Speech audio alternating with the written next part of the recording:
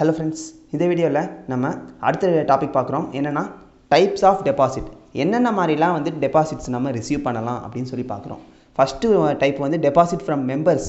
அந்த கம்பெனியோட ஷேர் ஹோல்டர்ட்டேருந்தே வந்து டெபாசிட் வாங்கினா அதான் டெபாசிட் ஃப்ரம் மெம்பர்ஸ்.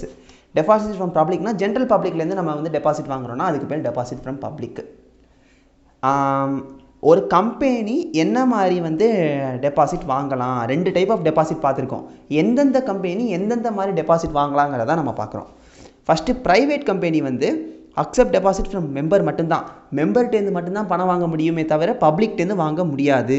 ஒரு ப்ரைவேட் கம்பெனியாக இருந்துச்சுன்னா மெம்பர்கிட்டேருந்து மட்டும்தான் வாங்க முடியும், பப்ளிக்கிட்ட வாங்க முடியாது. எலிஜிபிள் பப்ளிக் கம்பெனியாக இருந்துச்சுன்னா பப்ளிக்டேருந்து வாங்கலாம், மெம்பர்கிட்டேருந்து வாங்கலாம், ரெண்டு பேர்ட்டையுமே வாங்கலாம். மெம்பர்கிட்டேருந்து வாங்கலாம், பப்ளிக்லேருந்து வாங்கலாம். யாராக இருந்தால் எலிஜிபிள் பப்ளிக்காக இருந்தால். அதெல்லாம் ஞாபகம் வச்சுக்கோங்க. இன்எலிஜிபிள் பப்ளிக் கிடையாது. எலிஜிபிள் பப்ளிக்கு மட்டும்தான் வந்து ரெண்டு பேர்ட்டையும் வாங்குறதுக்கு ரைட்ஸ் இருக்குது. இன்எலிஜிபிள் பப்ளிக் கம்பெனியாக இருந்தால் அது ஈக்குவல் டு ப்ரைவேட் கம்பெனி தான். ஒரு எலிஜிபிள் பப்ளிக் கம்பெனிங்கிறது வந்து சில எலிஜிபிலிட்டி க்ரைட்டீரியா இருக்கும், அது நமக்கு இங்கே தேவையில்லை. அந்த எலிஜிபிலிட்டி க்ரைட்டீரியாவை சாட்டிஸ்ஃபை பண்ணிச்சுன்னா அது எலிஜிபிள் பப்ளிக் கம்பெனி. அந்த கம்பெனி மெம்பர்ட்டேருந்து வாங்கிக்கலாம், பப்ளிக்டேருந்து வாங்கிக்கலாம். ஆனால் அதே எலிஜிபிலிட்டி க்ரைட்டீரியாவை சாட்டிஸ்ஃபை பண்ணாத ஒரு பப்ளிக் கம்பெனியாக இருந்துச்சுன்னா அந்த பப்ளிக் கம்பெனி வந்து ப்ரைவேட் கம்பெனி தான், அதுவும் இது ஒன்று தான். அந்த கேஸில் ஆட்டோமேட்டிக்காக மெம்பர்ட்டேருந்து மட்டும்தான் வாங்க முடியும், பப்ளிக்டேருந்து வாங்க முடியாது. யாருக்கு? இந்த இன்எலிஜிபிள் பப்ளிக் கம்பெனியாக இருந்தால். இதுதான் ரெண்டு டைப்ஸ் ஆஃப் டெபாசிட். இப்போ நம்ம கண்டிஷன்ஸ் பார்ப்போம். கண்டிஷன்ஸ் அப்படிங்கிறது நமக்கு வந்து ரொம்ப ரொம்ப இம்பார்ட்டண்ட். ஏன்னா ஒரு கம்பெனி டெபாசிட் நம்ம ரிசீவ் பண்ணுதுன்னா சில கண்டிஷன்ஸை ஃபாலோ பண்ணால் தான் அந்த கம்பெனி மக்கள்கிட்டேருந்து பணம் வாங்க முடியும். ஃபஸ்ட்டு கண்டிஷன் ரொம்ப ரொம்ப இம்பார்ட்டண்ட்டான கண்டிஷன், எப்போவுமே நம்ம பார்க்குற ஒரு டாபிக் தான். Approval by special resolution at general meeting. Annual general மீட்டிங்கில் ஸ்பெஷல் ரெசல்யூஷன் பாஸ் பண்ணியிருக்கணும். பாஸ் பண்ணியிருக்கணும் மீன்ஸ் என்ன அர்த்தம்? 75% ஆஃப் ஷேர் ஹோல்டர் வந்து அப்ரூவ் பண்ணியிருக்கணும். இந்த மாதிரி வந்து டெபாசிட் பப்ளிக்கிட்ட இஷ்யூ பண்ணலாம் அப்படின்னு சொல்லி வந்து 75% மெஜாரிட்டி பீப்புள் வந்து அப்ரூவ் பண்ணி ஸ்பெஷல் ரெசல்யூஷன் பாஸ் பண்ணியிருக்கணும். First condition. அடுத்து ஃபார்ம் நம்பர் DPT1. டிபிடியோட full form deposit. Form number DPT1ல் வந்து சர்க்குலர் இஷ்யூ பண்ணணும். யாருக்கு? கம்பெனியில் இருக்கிற எல்லா ஷேர் ஹோல்டருக்கும். ஏன்னா மெம்பர்ஸ் தான் ஷேர் ஹோல்டர்ஸ்னு சொல்லி நமக்கு ஏற்கனவே தெரியும். அவ்வளோ பேத்துக்கும் ஃபார்ம் நம்பர் DPT1ல் வந்து ஒரு சர்க்குலர் ரன் பண்ணும். அந்த சர்க்குலரில் என்னென்ன மென்ஷன் ஆயிருக்கணும்னா ஃபினான்ஷியல் பொசிஷன், கம்பெனியோட ஃபினான்ஷியல் பொசிஷன் என்ன லெவலில் இருக்குது, கிரெடிட் ரேட்டிங், அந்த கிறிசில் இந்த மாதிரி வந்து நிறைய கிரெடிட் ரேட்டிங் ஏஜென்சிஸ் நம்ம படிச்சிருக்கோம். அந்த மாதிரி பேசல் இந்த மாதிரி இருக்கும். இந்த மாதிரி ஏஜென்சிஸ்ட்டை வந்து credit rating A, credit rating Bன்னு சொல்லி வந்து வாங்கணும். அந்த இதுக்கான என்ன கிரெடிட் ரேட்டிங் அப்படிங்கிறதையும் மென்ஷன் பண்ணியிருக்கணும். அப்புறம் status of existing deposit, already வாங்கி வச்சிருக்கிற டெபாசிட்டோட ஸ்டேட்டஸ் என்ன, எவ்வளோ ரீபே பண்ண வேண்டியது இருக்குது, எவ்வளோ இன்ட்ரெஸ்ட் பே பண்ண வேண்டியது இருக்குங்கிற அந்த ஸ்டேட்டஸ். இது மூணையுமே இந்த ஃபார்ம் நம்பர் DPT1ங்கிற ஃபார்ம் நம்பரில் அத்தனை மெம்பர்ஸ்க்குமே வந்து சர்க்குலர் அனுப்பிடணும். எப்போ ஒரு புது டெபாசிட் இஷ்யூ பண்ண போகிறாங்க அப்படின்னா first condition special resolution pass பண்ணணும். அப்புறம் ஃபார்ம் நம்பர் DPT1ல் இந்த 3 கண்டிஷனை வந்து ஸ்டேட் பண்ணி எல்லா மெம்பர்ஸ்க்கும் இஷ்யூ பண்ணிடணும்.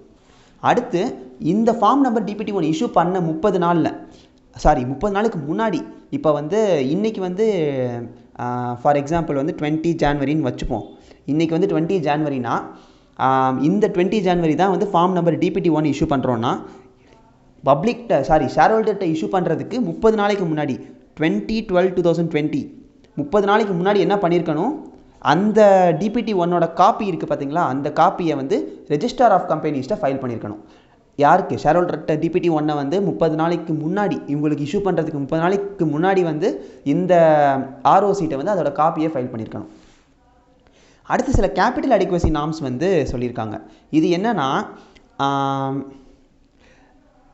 இந்த டெபாசிட் ரிசீவ் பண்ணிவிட்டு திரும்ப ரீபே பண்ணாமல் போயிடக்கூடாது இல்லை. ஏன்னா பப்ளிக் வந்து திரும்ப வந்து நம்ம போட்ட டெபாசிட்டை வந்து தேவைப்படுறப்ப எடுத்துக்கலாங்கிற நம்பிக்கையில் தான் வந்து கம்பெனியில் வந்து டெபாசிட் பண்ணுறாங்க. அந்த நம்பிக்கை பாலாயிடக்கூடாதுங்கிறதுக்காண்டி தான் இந்த கேபிட்டல் அடிக்வசி நார்ம் வந்து ஒன்று கொடுத்துருக்காங்க. என்னென்னா மக்கள்கிட்ட வந்து இப்போ டெபாசிட் ஒரு தடவை வந்து டெபாசிட் வாங்குறாங்க அப்படின்னா என்ன பண்ணிடணும், கரண்ட் இயரில் இப்போ வந்து எந்த வருஷத்தில் வந்து டெபாசிட் இஷ்யூ பண்ணுறாங்களோ அந்த இயரில் வந்து மெச்சூர் ஆகிற டெபாசிட், ஃபார் எக்ஸாம்பிள் வந்து ஒரு 10 வருஷத்துக்கு முன்னாடி வந்து ஒரு டெபாசிட் இஷ்யூ பண்ணி இந்த வருஷம் இப்போ விச் மீன்ஸ் இப்போ 2021ங்கிற கரண்ட் இயரில் வந்து அதை ரீபே பண்ணணுங்கிற ஒரு கட்டாயம் இருக்குது. அதுக்கு பேர் தான் என்ன, current year maturing deposit. Which means 2010ல் ஒரு பர்சன் டெபாசிட் போட்டு 2020ல் வந்து வெளியே எடுத்துக்கலாங்கிற ஐடியாவில் வந்து டெபாசிட் பண்ண மக்களுக்கு இந்த வருஷம் வந்து திரும்ப கொடுத்தாகணும். அது வந்து ஒரு 100 கோடின்னு வச்சுப்போம், 100 crores. இந்த 100 crores-ல் 15%. So 100 crore-க்கு 15%னா 15 crores. இந்த 15 crore என்ன பண்ணிடணும்னா டெபாசிட் ரீபேமெண்ட் ரிசர்வ் அக்கௌண்ட் அப்படின்னு சொல்லி வந்து அந்த ஒரு அக்கௌண்ட் க்ரியேட் பண்ணி அந்த அக்கௌண்ட்டில் டெபாசிட் பண்ணிடணும். எதுக்காண்டி? இப்போ நம்ம திரும்பவும் இந்த வருஷத்தில் வந்து வாங்குகிற டெபாசிட்டை வந்து திரும்ப ரீபே பண்ணணும்ல. நம்ம பாட்டுக்கு மொத்தமாக 100% வாங்கி 100% வேறு ஒரு இன்வெஸ்ட்மெண்ட்டில் போட்டு மொத்தமாக லாஸ் ஆக்கிட்டால் என்ன ஆகிடும்? திரும்ப வந்து 10 வருஷத்துக்கு அப்புறமாவோ 20 வருஷத்துக்கு அப்புறமாவோ இப்போ கொடுத்தவங்களுக்கு ரீபே பண்ண முடியாது. அதனால தான் முன்னாடியே வந்து ஒரு ப்ரொவிஷன் மாதிரி வந்து டெபாசிட் ரீபேமெண்ட் ரிசர்வ் அக்கௌண்ட்டுங்கிற பேரில் க்ரியேட் பண்ணி வச்சிடணும். அடுத்து, company should take deposit insurance policy. இந்த மக்கள்கிட்ட வாங்குகிற பணத்துக்கு இன்சூரன்ஸ் பாலிசி போட்டுடணும். ஏன்னா அந்த டெபாசிட் வந்து என்ன வேணாலும் ஆகலாம், லாஸ் ஆகலாம், தெஃப்ட் ஆகலாம், ஃபயர் ஆகலாம், என்ன வேணாலும் ஆகலாம். ஸோ அந்த டெபாசிட் வந்து மக்கள்கிட்ட திரும்ப போகணுங்கிற ஒரு கான்ஃபிடென்ஸ்க்கு என்ன பண்ணணும்? அந்த டெபாசிட்க்கு இன்சூரன்ஸ் பாலிசி போட்டுடணும். அந்த இன்சூரன்ஸ் பாலிசி கம்பெனியோட சொந்த காசில் போடணும், டெபாசிட்டில் சேர்த்து வாங்கக்கூடாது, எக்ஸ்ட்ராவாக மக்கள்கிட்ட வாங்கக்கூடாது. இந்த இன்சூரன்ஸ் பாலிசி கம்பெனியோட ஓன் ரிஸ்கில் தான் எடுக்கணுமே தவிர பப்ளிக்கிட்ட வாங்கிடக்கூடாது. அடுத்து, no default on existing deposit. இது வரைக்கும் ரீபே பண்ணி முடிக்கணுங்கிற டெபாசிட்டில் எந்த ஒரு டிஃபால்ட்டும் இருக்கக்கூடாது. விச் மீன்ஸ் என்ன அர்த்தம்? ஒரு புது டெபாசிட் வாங்குற வரைக்கும் ஆல்ரெடி இருக்கிற எல்லா டெபாசிட்ஸையுமே ரீபே பண்ணி முடிச்சாதான் இப்போ வந்து ஒரு புது டெபாசிட்ஸ் வந்து வாங்க முடியுமே தவிர ஆல்ரெடி இருக்கிறதுலேயே டிஃபால்ட் இருந்துச்சுன்னா புதுசாக எந்த ஒரு டெபாசிட்ஸும் வாங்க முடியாது. சப்போஸ் அன்செக்யூர்டு டெபாசிட்ஸாக இருந்துச்சுன்னா, அன்செக்யூர்டு டெபாசிட்ஸ்னால் என்ன? அந்த டெபாசிட்டுக்கு வந்து எந்த ஒரு செக்யூரிட்டியுமே இல்லாமல் ரிசீவ் பண்ணியிருக்காங்கன்னா என்ன, இந்த அன்செக்யூர்ட் டெபாசிட்டுக்கு வந்து டிஸ்க்ளோஷர் கொடுத்துடணும். இந்த மாதிரி இவ்வளோ ரூபாய்க்கு வந்து நான் இந்தந்த பர்சன்டேருந்து வந்து அன்செக்யூர்ட் டெபாசிட்ஸ் வாங்கியிருக்கேன், அதுக்கான டிஸ்க்ளோஷரை வந்து நம்ம வந்து மென்ஷன் பண்ணிடணும், பப்ளிக்கிட்ட காமிச்சிடணும். அடுத்து, சில வந்து எக்ஸ்ட்ரா கண்டிஷன்ஸ் என்னென்னா, எலிஜிபிள் பப்ளிக் கம்பெனி அப்படிங்கிற வேர்டை வந்து நம்ம இங்கே பார்த்தோம். அந்த எலிஜிபிள் பப்ளிக் கம்பெனிக்கான மீனிங் என்ன, எதெல்லாம் எலிஜிபிள் பப்ளிக் கம்பெனின்னு பாருங்கள். அந்த கம்பெனியோட நெட்வொர்க்கு வந்து 100 கோடியை விட மேலே இருக்கணும், டர்ன் ஓவர் வந்து 500 கோடியை விட மேலே இருக்கணும், அப்புறம் எல்லா மெம்பர்ட்டேருந்து வந்து அப்ரூவல் வாங்கி ஸ்பெஷல் ரெசல்யூஷன் பாஸ் பண்ணிவிட்டு அதை வந்து ஆர்ஓசிட்ட ஃபைல் பண்ணியிருக்கணும். இந்த 3 கண்டிஷனையும் சாட்டிஸ்ஃபை பண்ணிச்சுன்னா ஒரு கம்பெனிக்கு வந்து நேம் என்ன? Eligible public company. அந்த எலிஜிபிள் பப்ளிக் கம்பெனிக்கான அடிஷ்னல் 2 கண்டிஷன் என்னென்னா, first, obtained credit rating of its debt security. அதுக்கு கடன் இருக்கும்ல, வேறு ஆள்கிட்ட லோனு, வேறு இடத்துல பேங்க் லோனு, இல்லைனா வேறு இடத்துல ஓவர் டிராஃப்ட், இந்த மாதிரி வந்து ஏதாச்சும் கடன் இருந்துச்சுன்னா அந்த கடனை வந்து நான் ரீபே பண்ணிடுவேன், எனக்கு எபிலிட்டி இருக்குது, கம்பெனி வந்து நியாயமான கம்பெனி தான் சொல்லி கிரெடிட் ரேட்டிங் ஏஜென்சிகிட்ட வந்து கிரெடிட் ரேட்டிங் வாங்கிக்கணும் யாராக இருந்தால். இது வந்து அடிஷ்னல் தானே தவிர இது மட்டும் கிடையாது. இந்த 5 கண்டிஷன் வந்து எல்லா கம்பெனிக்கும் காமன். இந்த எலிஜிபிள் பப்ளிக் கம்பெனியாக இருந்தாலும் இந்த 5 கண்டிஷனை ஃபாலோ பண்ணணும். அது போக எக்ஸ்ட்ராவாக 2 கண்டிஷனு. இன்னொன்று என்ன? வாங்குகிற டெபாசிட்டுக்கு சார்ஜ் ஆன் அசெட்டு.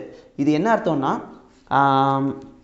மக்கள் வந்து டெபாசிட் பண்ணுறாங்க, அந்த பணத்துக்கு வந்து கம்பெனியோட அசெட்டை சார்ஜ் பண்ணணும். சார்ஜ் மீன்ஸ் பிளெட்ஜு இல்லைன்னா லீனு, இந்த மாதிரி பண்ணணும். எதுக்காண்டி இது பண்ண சொல்கிறாங்கன்னா, இது பண்ணாதான் என்ன ஆகும்? மக்களுக்கு ஒரு நம்பிக்கை வரும். சப்போஸ் கம்பெனியால் ரீபே பண்ண முடியலைன்னா அந்த கம்பெனியோட அசெட்டை வந்து நம்ம வந்து விற்றோ இல்லை ஏதோ பண்ணியோ நம்ம பணத்தை திரும்ப எடுத்துக்கலாம் அப்படிங்கிற கான்ஃபிடென்ஸ்க்காண்டி தான் எலிஜிபிள் பப்ளிக் கம்பெனியாக இருந்தால் மட்டும் சார்ஜ் ஆன் அசெட் பண்ணணும் இன் ஃபேவர் ஆஃப் டெபாசிட்டர். அதான் ஞாபகம் வச்சோம். அவங்க போட்ட மொத்த பணத்துக்கும் கம்பெனியோட அசெட்டில் சார்ஜ் பண்ணணும். அதுதான் ரொம்ப இம்பார்ட்டண்ட்டான பாயிண்ட். இது 2 தான் அடிஷ்னல் கண்டிஷன். இந்த 7 கண்டிஷனும் நமக்கு கேஸ்லா பாயிண்ட்டில் ரொம்ப இம்பார்ட்டண்ட்டு. ஏதாச்சும் கேஸ்லா மாதிரி கொடுத்து இந்த இடத்துலலாம் கேஸ்லா ட்விஸ்ட் வைப்பாங்க. மக்கள் இந்த மாதிரி டெபாசிட் இஷ்யூ பண்ணுறாங்க, எவ்வளோ அமௌண்ட்டுக்கு வந்து கம்பெனி டெபாசிட் எடுத்துக்கலாம் அந்த மாதிரி கேட்பாங்க. நம்ம இந்த கேபிட்டல் அடிக்வசி நார்ம்ஸ் எல்லாம் ஃபாலோ பண்ணி தான் வந்து ஆன்சரை வந்து எழுதுகிற மாதிரி இருக்கும். கேஸ்லா வந்து நம்ம கடைசியில் எக்ஸாம் டைமில் வந்து திரும்ப ஏதாச்சும் டைம் இருந்தால் ரிவைஸ் பண்ணுவோம். But provision is very very important. Provisions கிளியராக படித்தா நம்மளால் கேஸ்லாவை ஈஸியாக அட்டன் பண்ணிட முடியும். That's all friends. இதுதான் கண்டிஷன்ஸ். நெக்ஸ்ட் வீடியோவில் ரொம்ப ரொம்ப இம்பார்ட்டண்ட்டான ஒரு டாபிக், இதோட அடிஷ்னல் கண்டிஷன். இது போக சில நிறையா அடிஷ்னல் கண்டிஷன்ஸ் இருக்குது. அந்த கண்டிஷன்ஸ்லாம் என்னென்ன அப்படிங்கிறத பார்ப்போம். இதில் ஏதாச்சும் டவுட்ஸ் இருக்குன்னா கமெண்ட்ஸில் கேளுங்கள். தேங்க்யூ.